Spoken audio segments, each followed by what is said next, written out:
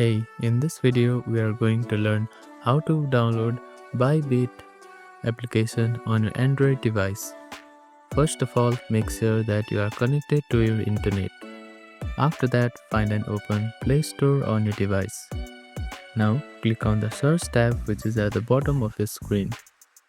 In the search bar, type in Bybit and click on search. You will see an icon like this. Simply tap on Install button. Your download may take some time depending on your internet speed.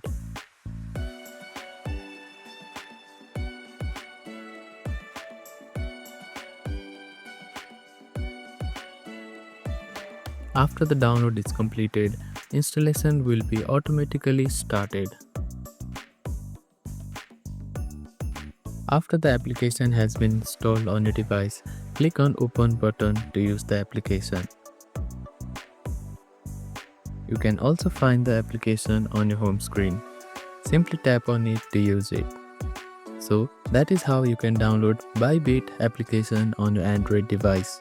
Thank you for watching this video. Please do not forget to like, share and subscribe to our channel and comment down if you have any queries.